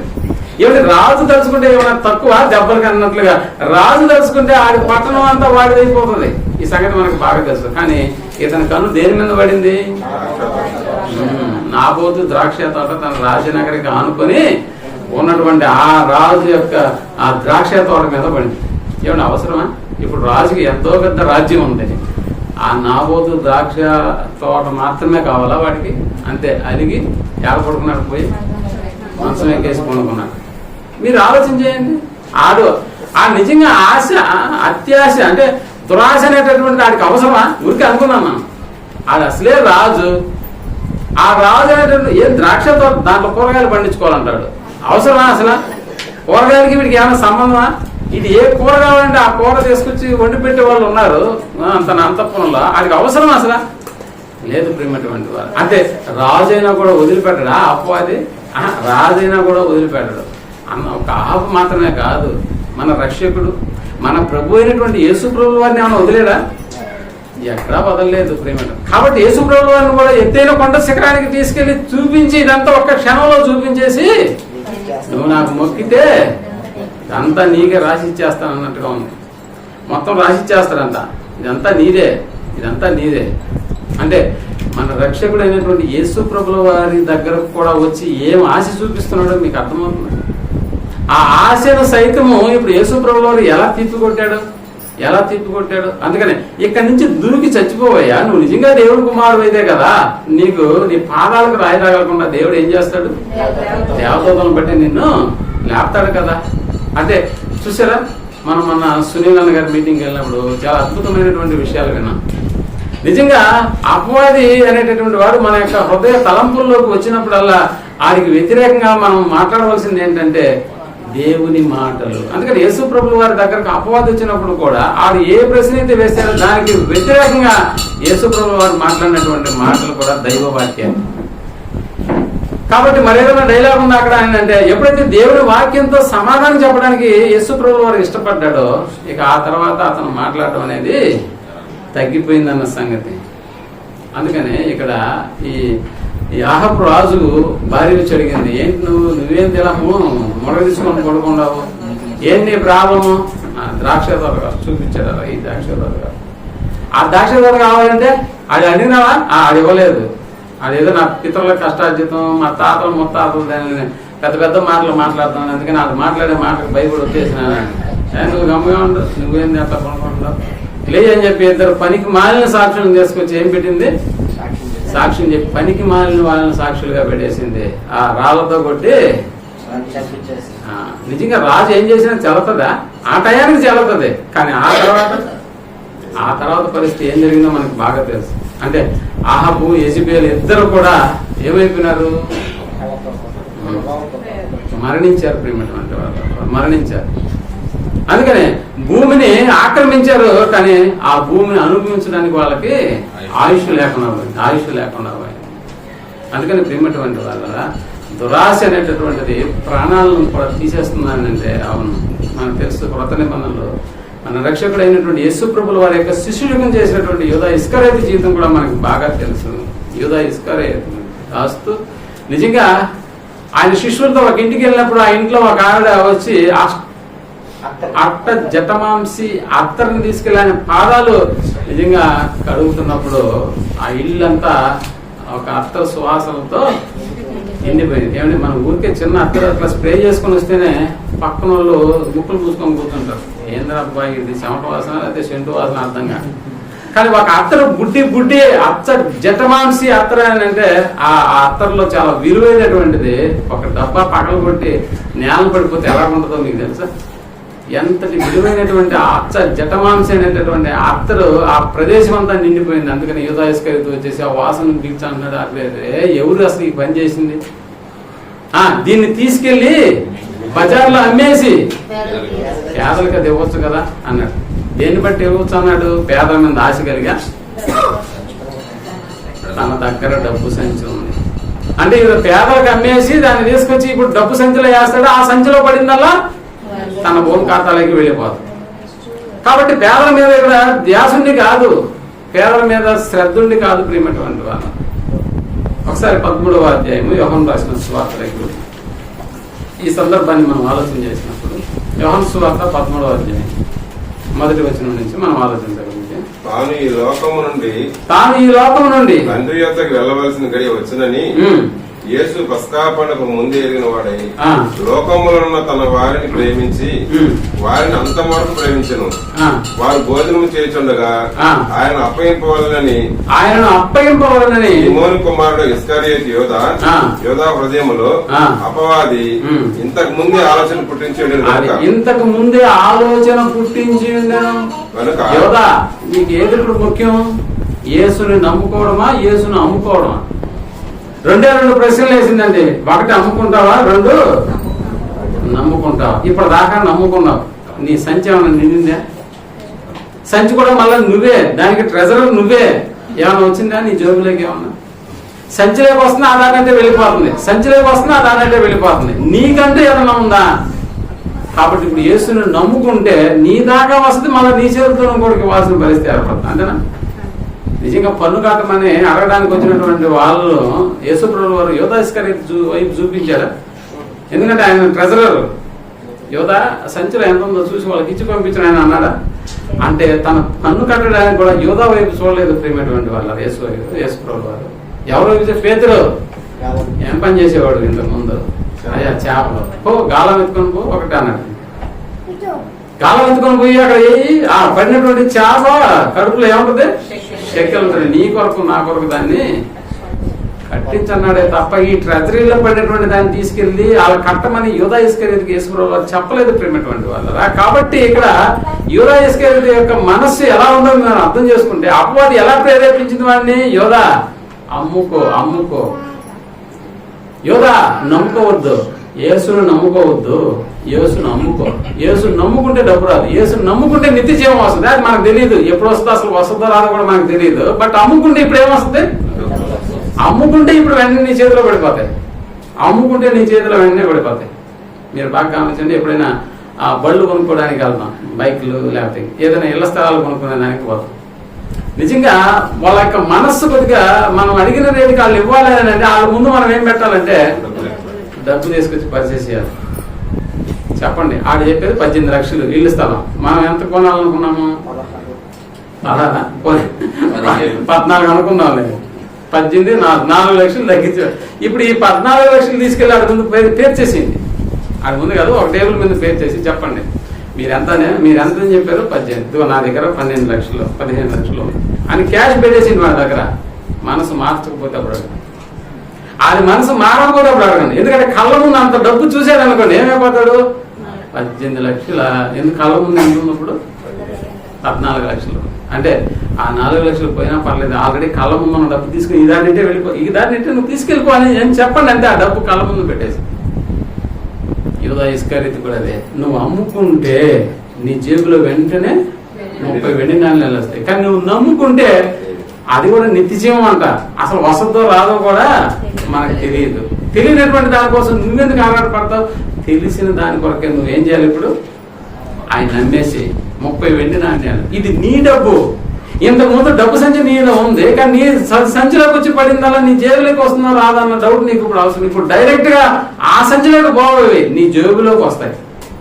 కాబట్టి ఏది బెస్టో ఆలోచించి ఒకసారి. నేను చెప్పాను కదండి, నువ్వు ఆలోచించే ఒకసారి. మనం కూడా అప్పుడప్పుడు సందా చేసేదానికి కూడా అమ్మో ఎంత డబ్బు వేయాలా? ఇదే కదా అననీయ సఫీరాల జీవితంలో కూడా జరిగింది. ఇంత డబ్బు వేయాలా? ఎంత డబ్బు 50,000 సంపాదిస్తున్నటువంటి నువ్వు ఓన్లీ మినిమం ఒక 10% వేయాలన్నా కూడా ఒక 5,000 రూపాయలు పక్కన పెట్టి చూడండి. వేయాలనిపిస్తే అప్పుడు అడగండి. ఒకసారిగా మనం పంటలు పండించేటప్పుడు నెల వచ్చే జీతాలు లాంటివి కాదవి. ఓ 3 నెలలు 4 నెలల తర్వాత ఎంత వస్తుందో తెలుసా? ఆ పండినటువంటి పంటల్లో ఉన్నటువంటిది ఎంత వస్తుందో తెలుసా? దాదాపుగా 10 ఎకరాలు సాగు కూడా చేస్తే ఒక్కొక్క ఎకరం 4 పుట్లు ఒకవేళ పడినా కూడా 40 పుట్ల ఎంత? భాస్కర్ తెలుసుకున్న లెక్క 40 × 20 80 పుట్లు. 80 పుట్లు. పుట్టు ఎంత? ఒక పుట్టు 20,000. ఇప్పుడు లెక్కలేదు ఊరికినే. ఒక 10% దానిలో పక్కన పెట్టండి. ఇవ్వాలనిపిస్తుందా? లేదు. అస్సలు అమ్మో ఎంత డబ్బా, ఎంత డబ్బు మనం ఇవ్వకూడదు. అననీయ సభ్యురాల జీవితంలో జరిగింది అదే. ఇంత డబ్బు అంటే డబ్బును ఎప్పుడైతే కళ్ళ చూసేశారో ఎంత డబ్బు మనం చర్చికి ఇవ్వాల్సిన అవసరం లేదు. మన పాస్టర్ గారికి ఏమైనా తక్కువ? చెప్పండి, ఏమైనా తక్కువ? అంటే ఈ రకంగా వచ్చేస్తుంది. ఒకవేళ దశంభాగమే తీసి పెడితే దాన్ని ముక్కలు చేస్తాం మనం. ఇదిగో పాత చర్చి వాళ్ళకింత, కొత్త చర్చికి ఎంత. ఇదిగో దీంట్లోనే ఇప్పుడు మనం చర్చికి పోతుల్లో దానికి అయ్యే ఖర్చు కూడా ఇప్పుడు దేంట్లో నుంచి తీయాలి? దీంట్లో నుంచే తీయాలి. అలా ఉందా బైబిల్ ఎక్కడన్నా? లేదు. ఇంకేదన్నా ధర్మకార్యం చేయాలి, దేంట్లో నుంచి తీయాలి? నువ్వు ఏర్పరచుకున్న 10% మళ్ళీ దాన్ని ముక్కలు చేస్తావు. ఇక్కడికి వచ్చి వేసేది ఎంత? ఎప్పటికీ నా జైల్లో ఉంది చినిగిపోయిన 10 రూపాయలు కాదు. ఎవరు వేసారో మహానుభావులు తెలియదు. మోసపోకుడి, దేవుడు వెక్కిరించబడు. నా జీవితంలో జరిగిన ప్రతి దాన్ని మీకు చెప్తున్నాను. ఎప్పుడు కూడా ఒక బ్యాంకుకి వెళ్ళి ఒక కొత్త 100 రూపాయల నోట్లు ఎప్పుడన్నా తీసుకొచ్చావు నువ్వు దేవునికి వేయడానికి? నేను చేశాను అని. నేను సంపాదించిన దాంట్లో ఒక కొత్త 100 రూపాయల బండిలో ఒకటి తీసుకొచ్చి వేసాను. 200 రూపాయల కట్ట తీసుకొచ్చి వేసాను కొత్తవి. బ్యాంకులకి సార్ కొత్త నోట్లు ఏమైనా ఉన్నాయా ఆయన అడిగి తీసుకొచ్చి వేసినటువంటి. ఎందుకు అలా చేశాడు? అలా ఎందుకు మనం చేయాలి? సృష్టిలో మనమే ప్రథమ ఫలంగా ఉండినట్లు దేవుడు మనల్ని కలుగు చేసుకున్నాడు అన్న సంగతి మనకు అర్థమైనప్పుడు మనం దేవుడికి ఇచ్చేటటువంటి ప్రయారిటీ ఏంటో నీకు అర్థమైతే ఆ ప్రథమ స్థానాన్ని దేవుడికి ఇస్తావు ప్రేమటువంటి వాళ్ళ. కాబట్టి డబ్బు అనేటటువంటిది ఎలా మన హృదయాన్ని మార్చేస్తున్నానంటే, ఇదిగో యేసుని నమ్ముకుంటే ఎప్పుడో ఆ నిత్యజీవం అసలు వసతో రాదు కూడా మనకు తెలియదు. కాబట్టి ఇప్పుడు అమ్ముకో, ఆ డబ్బు నీదైపోతాను. ఆ డబ్బు తనదైపోయిందా? నిజంగా తనదైపోయింది, తనదే. ఎందుకు మళ్ళా వాటిని తీసుకొచ్చి వాళ్ళకి ఇచ్చినా కూడా వాళ్ళు ఏమన్నారో తెలుసా? ఇదంతా మా దేవుడు, అది నీదే, మాది, నువ్వేమన్నా చేసుకో అన్నప్పుడు మనోడి కడుపు మండిపోయి ఇసిరు అక్కడ పడగొట్టి ఇసిరు కూడా వేసినాడు అంతే. అమ్ముకో ఉంటే నిజంగా దేవుని నమ్ముకో ఉంటే అలాంటి పరిస్థితి వస్తుందా? అమ్ముకున్నాడు కాబట్టి ఆ డబ్బు కూడా తనది కాకుండా పోయింది. ఆ తర్వాత పోయి వెంటనే ఉరి పెట్టుకొని పడ్డాడు. నడువుకి పగిలి పేగులని బయటకు వచ్చి చనిపోయినాడు. ఒకసారి ఆలోచించండి. దేవుడు చెప్పినటువంటి ఏ సూత్రం కూడా ప్రేమటువంటి వాళ్ళ అది వృధాగా పోలేదు అన్న సంగతిని అర్థం చేస్తాం. అననీయ సభ్యురాల జీవితంలో కూడా జరిగింది అదే. డబ్బు లేనప్పుడు ప్రభువా మాకు డబ్బు ఇవ్వాలి, డబ్బు ఇవ్వు, మా ఆర్థిక పరిస్థితులను సకదిద్దు. ఇదిగో ఆర్థిక పరిస్థితులను సకదిద్దాడు. దేవుడికి అందకుండా దూరం అయిపోయినటువంటి ఘనత మందే. ఆ మధ్య పెళ్లి కాలేదు అని అనుకున్నాం. ఇప్పుడు పెళ్ళయింది. పెళ్ళైన తర్వాత ఏమంటున్నాడు? నాకు ఈ మధ్యనే పెళ్ళైంది కాబట్టి నేను తరగతికి రాలేను, నేను మీటింగ్లకి రాలేను అన్నారా? పెళ్ళైన వాళ్ళు అంటున్నాను చెప్తాను. యేసుప్రభువు చెప్పిన ఉపమానమే కదా. నేను కొత్తగా పెళ్లి చేసుకున్నాను కాబట్టి ఇప్పుడు ఎక్కడికి రాలేను, అసలు రాలేను. పిల్లకాయలు లేరు అని అందరూ ప్రార్థన చేసిన. సరే పిల్లకాయలు పుట్టారు. ఇప్పుడు పిల్లలు లేనప్పుడేమో బాగున్నారు, పెళ్లి కానప్పుడు బాగున్నారు, డబ్బు లేనప్పుడు బాగున్నారు, ఇప్పుడు అన్ని వచ్చేసాయి ముందుకి. ఇప్పుడు బాగున్నారా? వాళ్ళు నువ్వు అది ఇచ్చావు కాబట్టి ఇప్పుడు నాకు పని ఎక్కువ అయిపోయింది. ఇప్పుడు భార్యనిచ్చావు కాబట్టి ఇప్పుడు ఆమె సంతోష పెట్టాలి. ఇప్పుడు పిల్లల్నిచ్చావు కాబట్టి ఆమె చూసుకొని ఆరాధనకు రావాలి. ఆమె వదిలిపెట్టి రావాలా? వీలైతే వాళ్ళ దగ్గరే ఉండిపోవాలి. చూసారు, లేనప్పుడు ఎలా ఉన్నాము, ఉన్నప్పుడు ఎలా బతుకుతున్నాం. ఒకసారి ఆలోచించి మన జీవితానికి ఎంత దగ్గరగా దేవుడు చెప్పినటువంటి ఈ సూత్రం ఎలా వర్తిస్తుందో నీకు అర్థమైతే ప్రేమటువంటి వాళ్ళరా, వాటిని నమ్ముకుని చాలా మంది జీవితాలు ఏమైపోయారో నీకు అర్థమైతే మన జీవితాన్ని చక్కదిద్దుకునేటటువంటి బాధ్యత మన మీదనే ఉందన్న సంగతి మనం జ్ఞాపకం చేసుకోవాలి. ఒకసారి పేతురు రాసిన మొదటి పత్రిక 4వ అధ్యాయం, పేతురు రాసిన మొదటి పత్రిక 4వ అధ్యాయం 2వ వచనాన్ని మనం ఆలోచించగలిగితే, శరీర విషయంలో మొదటి పేతురు 4:2 శరీర విషయంలో శ్రమపడిన వాడు శరీరమందు జీవించు. శరీర విషయంలో శ్రమపడిన వాడు శరీరమందు జీవించు మిగిలిన కాలము అన్నాడు. శరీరమందు జీవించు మిగిలిన కాలము ఇక మీదట మనుజాశలను అనుసరించి నడుచుకోగా అన్నాడు. మనుషులకు ఉన్నటువంటి ఆశలను అనుసరించి, మనుజాశలను అనుసరించి నడుచుకొనగా దేవుని ఇష్టానుసారంగానే నడుచుకొనున్నట్లు పాపముతో జోలిక ఏమీ లేక ఉండును. లేక మనుజాశలను అనుసరించి నడుచుకున్న కాలమే ఇక చాలు అన్నాడు ఆయన. ఇక చాలు, ఇక మిగిలినటువంటి జీవితకాలం ఏమైనా ఉందని అంటే ప్రేమటువంటి వాళ్ళరా, అది ఎలా ఉండాలంటే దేవుని ఇష్టానుసారంగానే నడుచుకున్నట్లు అని, దేవుని ఇష్టానుసారంగా నడుచుకున్నట్టు, దేవుని ఇష్టానుసారంగా నడుచుకున్నట్టు. తీతుకు రాసిన 2వ అధ్యాయము 12వ వచనాన్ని మనం ఆలోచించగలిగితే, తీతు రాసిన పత్రిక 2వ అధ్యాయం 12వ వచనాన్ని మనం ఆలోచించాలి. 2వ అధ్యాయము 12వ యాలయనగా సమస్త మనుష్యులకు రక్షణకరమైన దేవుని కృప ప్రత్యక్షమై మనము భక్తిహీనతను ఇహలోక సంబంధమైన దురాశలు